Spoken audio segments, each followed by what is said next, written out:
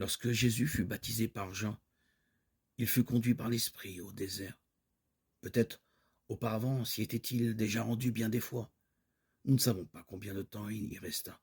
Mais finalement, qu'importe le temps en pareille matière. N'est-ce pas là un faux problème? Le poser, c'est rester à la surface des choses, loin de ce qui constitue le caractère unique de cet événement. Un décompte rabbinique publié éclaire assez bien ce qu'a pu faire Jésus pendant ce temps. Lorsque Lévi Isaac, après le premier voyage qu'il avait entrepris contre la volonté de son beau-père pour aller trouver Rabbi Shmelk, fut de retour à la maison, son beau-père lui posa cette question. « Eh bien, qu'as-tu découvert auprès de lui ?» Lévi Isaac répondit « J'ai découvert que le monde avait un créateur. » Le vieillard appela alors un de ses serviteurs et lui demanda « Sais-tu que le monde a un créateur ?» « Oui, répondit le serviteur. « Bien sûr, s'écria Lévi Isaac. Tous les hommes disent que le monde a un créateur. Mais l'ont-ils vraiment découvert ?» Jésus découvre ce qu'est l'obéissance, c'est-à-dire la consécration totale de sa vie à Dieu et aux hommes.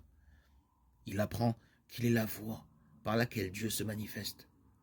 Il se place ainsi aux côtés des personnalités puissantes qui l'ont précédé ou suivi, les prophètes, saint Paul et la grande lignée des saints.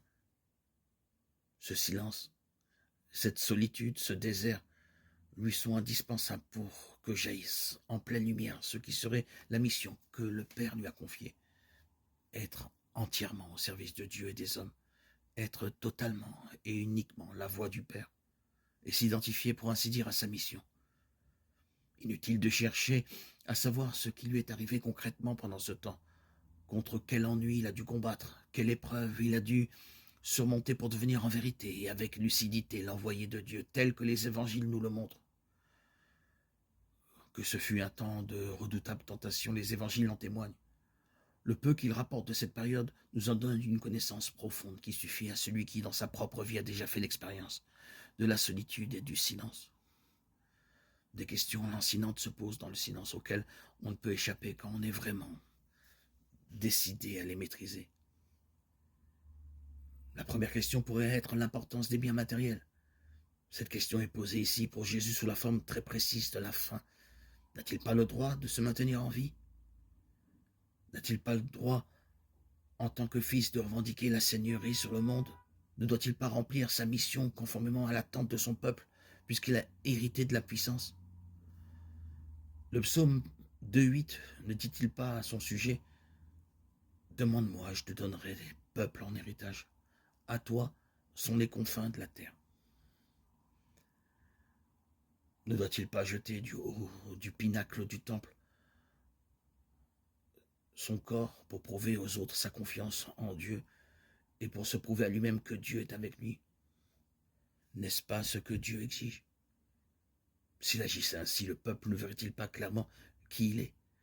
Dieu ne doit-il pas ou ne veut-il pas, par ce moyen, révéler son identité et lui donner sa caution? Jésus repousse les tentations. Dans les assauts de la tentation et de l'épreuve s'impose plus clairement à lui ce que Dieu veut et se manifeste de façon toujours plus évidente de qu'implique le fait d'être le Fils du Père des cieux. Il comprend toujours mieux où sa route le conduit. Il sera celui qui ne désire rien pour lui-même, qui attend tout de Dieu, qui remet toute sa vie entre les mains de Dieu pour recevoir tout de lui.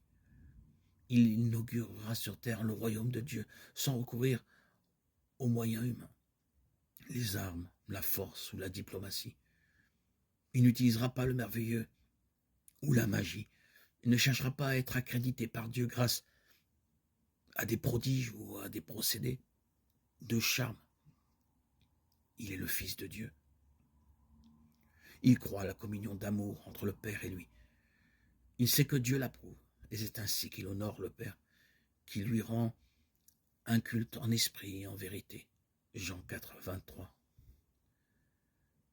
Quand on sait avec quelle facilité on se prend au sérieux, comment on a vite fait de présenter sa propre volonté comme étant celle de Dieu et de l'imposer au nom de Dieu, on mesure aisément ce que Jésus a dû surmonter pendant ce temps d'épreuve pour devenir celui qu'il est pour nous.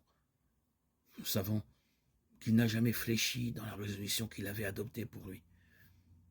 Il n'y a pas de retour en arrière. Il a eu le comportement que plus tard il exigera des autres. Laisse les morts ensevelir les morts. Pour toi, annonce le royaume de Dieu. Luc 9, 60. Les évangélistes attachent une grande importance à cette décision et cette résolution de Jésus. Sa décision, c'est de ne vivre que de Dieu et pour la seule gloire de Dieu. Ce qui signifie concrètement, en toutes circonstances, écouter Dieu, lui obéir, et lui obéir jusqu'à la mort. Cette attitude amènera les gens à se poser la question, quel est donc celui-là? Il n'est pas comme les scribes. Il annonce le royaume de Dieu avec puissance. De toute évidence, ces foules font une expérience toute nouvelle que connaissent aujourd'hui encore ceux qui écoutent attentivement la parole de Dieu. Ce qui compte, ce n'est pas seulement ce qui est dit, mais la personne de celui qui parle. Parole et témoignage. Se recouvre-t-il